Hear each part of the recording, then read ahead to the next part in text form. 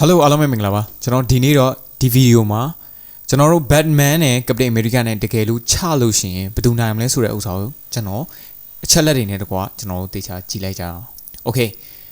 ပထမတစ်ယောက်ကကျတော့ Batman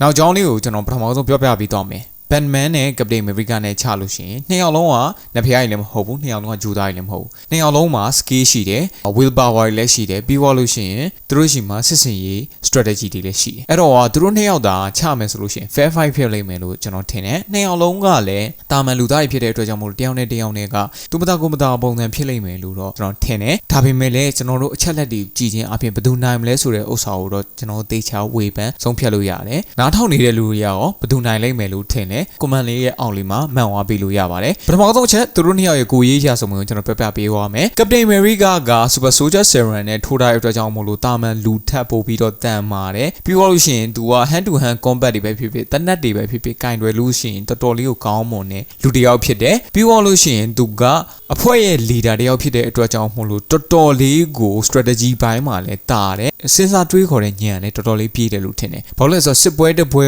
ကိုတုံးမဟုတ်လို့ရှိရင်ဗတဲ့တစ်ခုကိုချမယ်ဆိုလို့ရှိရင်ကြိုတင်ပြီးတော့မတွေးထားဘဲနဲ့တော့မရဘူးအဲ့တော့ကသူကကြိုတင်တွေးထားတဲ့ဉာဏ်ရှိတဲ့အတွက်ကြောင့်မို့လို့ဒါ leader တစ်ယောက်ဖြစ်တာပေါ့လေပြီးတော့လို့ရှိရင်သူ့မှာအကောင်းဆုံး weapon တစ်ခုရှိတယ်အဲ့ဒါဘာလဲဆိုလို့ရှိရင်သူ့ရဲ့ shield ပဲ vibranium နဲ့လှုပ်ထားတဲ့အတွက်ကြောင့်မို့လို့တော်တော်များများကိုလည်းခုခံကာကွယ်တိုက်ခိုက်နိုင်တယ်လို့ကျွန်တော်ထင်တယ်ဒုတိယတစ်ယောက်ကတော့ Batman ကတော့ super power မရှိဘူးဒါပေမဲ့သူ့မှာအရန်လန်းတဲ့အချက်လက်တွေရှိတယ်ဘာလဲဆိုလို့ရှိရင်တော်တော်လေးညံကောင်းတယ်လို့လည်းပြောလို့ရတယ်ပြီးတော့လို့ရှိရင် martial art မှာလည်း CI တယောက်ဖြစ်တယ်တော်တော်များများကိုလည်းတွက်ချက်နိုင်တယ် ID ဘိုင်းနဲ့စာလို့ရှိရင်လည်းတော်တော်လေးတာတယ်လို့ပြောလို့ရတယ်သူရှိမှာအရန်ကိုနီးပညာမြင့်မားတဲ့ပစ္စည်းတွေရှိတယ်အရန်ကိုနီးပညာမြင့်မားတဲ့ set တွေရှိတယ် weapon တွေရှိတယ်ပြီးတော့လို့ရှိရင် plan တွေရှိတယ်နောက်ပြီးရင်သူ့မှာ suit ရှိတယ်ပြီးတော့လို့ရှိရင်သူ့မှာရင်မြန်တွေရှိတယ်သူ့မှာကစားစရာတွေတော်တော်လေးစုံတယ်နီးပညာမြင့်တဲ့ကစားစရာတွေအများကြီးရှိတယ်ဒါကိုကြည့်ချင်းအပြင် Batman ကလည်းခေတဲ့လူတယောက်တော့မဟုတ်ဘူး enemy တယောက်ကိုချမယ်ဆိုလို့ရှိရင်သူ့ရဲ့အားနည်းချက်ကိုအရင်ရှာတဲ့အတွက်ကြောင့်မို့လို့ Batman ကလည်းတော်တော်လေးကိုမခေတဲ့တယောက်လို့တော့ပြောလို့ရတယ်ပေါ့လေ Okay ကျွန်တော်တို့ပထမဆုံးအနေနဲ့ဒီကောင်ဒီနှစ်ယောက်ရဲ့ခွန်အားနဲ့ပတ်သက်ပြီးတော့ကျွန်တော်ပြောရမယ် Captain America က Batman ထက်စားလို့ရှိရင်အများကြီးတားလို့ကျွန်တော်ပြောလို့ရတယ်ဘာလို့လဲဆိုအများကြီးတားလို့ပြောလို့ရတယ်ဆိုတဲ့အချက်ကဘာလို့လဲဆို Super Soldier Serum ထိုးတဲ့အတွက်ကြောင့်မို့လို့တာမန်လူမဟုတ်တော့ဘူးအဲ့တော့က Batman က Captain America ကိုတစ်ချက်လောက်ထိုးလို့ Captain America မျက်နှာထိသွားတဲ့အချိန်မှာ AC ပဲမဖြုံတော့ဘူးဖြစ်နေတဲ့အချိန်မှာ Captain America Batman ကိုထိုးလိုက်ရှင် Batman ကနောက်ကိုလွင့်သွားပြီးတော့ပြုတ်ထွက်သွားဖို့ခေါင်းပြုတ်ထွက်သွားဖို့တော့ရာခိုင်နှုန်းရှိတယ်အဲ့တော့ကရှင်းပြောလို့ရှိရင် Captain America ပို့ပြီးတော့တာတယ်လို့ထင်တယ် Helicopter ကိုလက်နဲ့တားတယ်ဆိုတဲ့ကတောင်းလူသားရဲ့စွမ်းအားနဲ့တော့မရဘူး Batman ကဘယ်လောက်ထိtrainer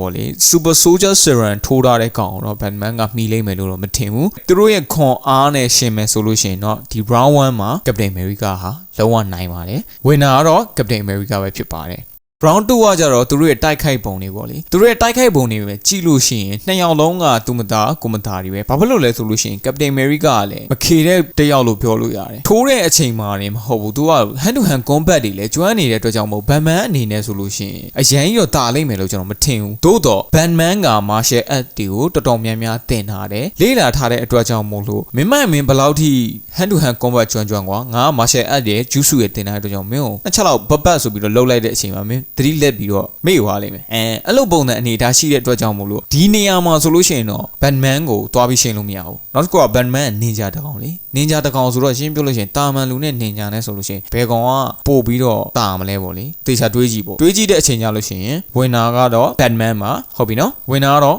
Batman ပါနံပါတ်3သူတို့ရဲ့လက်နက်ပစ္စည်းတွေနဲ့ armor တွေအကြောင်း Okay Captain America ရှင်းပြောလို့ရှိရင် armor ဆိုတာသူ့ရဲ့ဝတ်စုံကဘာ armor မှတိတ်မရှိဘူးကွာတိတ်ဖို့မှမဖြစ်ဘူးမကောင်းဘူးကွာဒါပေမဲ့သူ့ရဲ့ shield ကတော့ဆောင်းမိုက်တယ် right အဲ့တော့ Batman မှာလည်းဘာရှိလဲဆိုလို့ရှိရင်သူ့ဝတ်စုံကမိုက်တယ်ကွာကောင်းကင်လည်းပြန်လို့ရတယ်လေးပြင်းအောက်ကောင်းကင်ကနေပဲ diamond ထိုးလို့လည်းရတယ်ကောင်းကင်မှာဝဲနေလို့လည်းရတယ်ပြီးတော့လို့ရှိရင်သူ့မှာအငွေဘုံတွေရောပြီးတော့လို့ရှိရင်ကောင်းကင်မှာပြန်တက်တဲ့ဟာတွေရောပြီးတော့လို့ရှိရင် EMP ဟုတ်စာတွေရောနောက်ပြီးရင်ပောက်ကွဲပစ္စည်းတွေရောအဲ့လိုဆိုတဲ့အတွက်ကြောင့်မလို့တော်တော်များများစုံတယ်လို့ပြောလို့ရတယ် Batman မှာကသို့တော့ Batman ကတကယ်တနက်မတော့ကွာတနက်လိုဟာတော့မှရှင်းပြောရင် Captain America ရဲ့ shield ကိုခါလို့မရတဲ့အတွက်ကြောင့်မို့လို့ Batman ကဘယ်လိုလို့ Captain America ကိုတိုက်ခိုက်မလဲလက်နဲ့တိုက်ခိုက်မလားဟိုဟာနဲ့တိုက်ခိုက်မလားဘယ်ဟာနဲ့တိုက်ခိုက်ကွာရှင်းပြောလို့ရှိရင် Captain America မှာရှိတဲ့အတွက်ကြောင့် Captain America ကလို့ရတယ်ပြီးသွားလို့ရှိရင် Captain America မှာတာတဲ့တစ်ချက်က Captain America မှာတနက်ရှိအဲ့တော့ Batman ကရှောင်ပြေးနေတော့မှ Batman ရဲ့အားနည်းချက်ဖြစ်တဲ့မျက်နှာပေါ်ကမကာထားတဲ့ပါဇက်ပေါက်ကိုတနက်နဲ့ပြစ်လိုက်ရှင် Batman သွားပြီးရှော့သွားရင် dead ဆိုထုံးစွာနဲ့ Batman ရှော့သွားပြီတနက်ပြစ်လိုက်တဲ့နဲ့အဲ့တော့က Batman ကဒီ round မှာတော့မတာနေဘူးလို့ကျွန်တော်ပြောလို့ရတယ်အဲ့တော့ကကျွန်တော်ဘယ်သူ့ပေးမလဲဆိုလို့ရှိရင် Captain America နိုင်သွားပါတယ် round 4မှာကျတော့ဒီကောင်တွေရဲ့စကေးဆက်တွေနဲ့ပြီးသွားလို့ရှိရင်ဒီကောင်တွေရဲ့နီးဗျူဟာတွေနီးဗျူဟာနဲ့ရှင်းမယ်ဆိုလို့ရှိရင် Captain America leader တယောက်ကွာသို့တော့ Batman က Justice League မှာလည်း strategy တယောက်အနေနဲ့တည်ရှိတယ်အဲ့တော့ကြောင့်မို့လို့ Captain America ဘယ်လောက်ထိညံကောင်း super hero တွေနဲ့ရှင်ပြီးတော့ချဖို့တော့မှစဉ်းစားတဲ့ Batman ကဆိုလို့ရှိရင်ပို့ပြီးတော့ strategy မှာပို့တာမယ်လို့ကျွန်တော်ထင်တယ် Captain America အခြေအနေတစ်ခုမှမူတည်ပြီးတော့စဉ်းစားဆုံးဖြတ်ဉာဏ်ရှိရင်တော့မှတာမန်အုံနောက်နဲ့မတူတဲ့တာမန်နီးပညာတွေတာမန်လူတွေနဲ့မတူတဲ့ super hero လိုကောင်းနေဦးတော့မှကြောက်ခမန်းလိစဉ်းစားနိုင်တဲ့ဖြတ်ထုံးဉဏ်ရှိတဲ့ Batman ကိုတော့တွားရှင်လို့တော့မရအောင်အဲ့အချိန်မှာဘယ်လောက်ထိဟွာဖြစ် Captain America ကလုံးဝရှုံးသွားအဲ့တော့ဒီ round 4မှာတာဝါတာက Batman round 1 to 4ကိုကြည့်ချင်းအပြင်ဘယ်ကောင်ကပိုပြီးနိုင်လဲဆိုပြီးတော့ကျွန်တော်ကိုပြောကြမယ်အကုန်လုံးကညီတူညီမျှလို့ပုံစံဖြစ်နေတယ် round 1မှာ Captain America round 2မှာက Batman round 3မှာ Captain America round 4မှာက Batman အဲ့လိုဆိုတော့သူတို့နှစ်ယောက်ကညီတူညီမျှဖြစ်နေတယ်ဒါပေမဲ့သူတို့နှစ်ယောက်တကယ်သာရှင်ချမယ်ဆိုလို့ရှိရင်ဘသူနိုင်ကြီးရှိတယ်ကျွန်တော်ကတော့ Captain America နိုင်ကြီးရှိရလို့တော့ထင်ပါတယ်ဘာဖြစ်လို့လဲဆိုတော့တေချာစဉ်းစားကြည့်ပါ Batman ကဘယ်လောက်ထိညံကောင်းကွာတကယ်ရှင်ချမယ်ဆိုလို့ရှိရင်မို့လေ Batman ရဲ့ smoke bomb တွေဘာတွေရတော့မှရှင်းပြောလို့ရှိရင်တိုးမယ်လို့မထင်ဘူး Captain America ကိုဘာလို့လဲဆိုတော့ Captain America Super Soldier Serum ထိုးထားတဲ့အတွက်ကြောင့်ပဲဖြစ်တယ်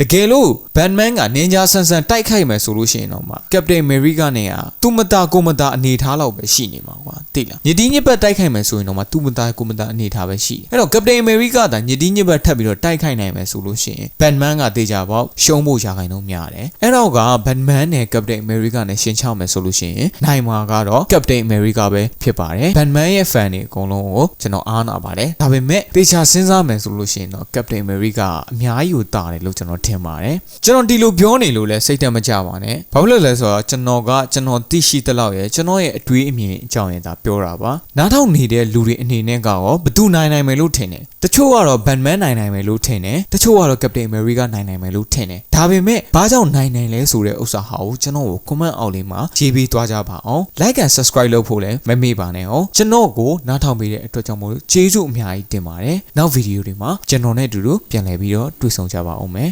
peace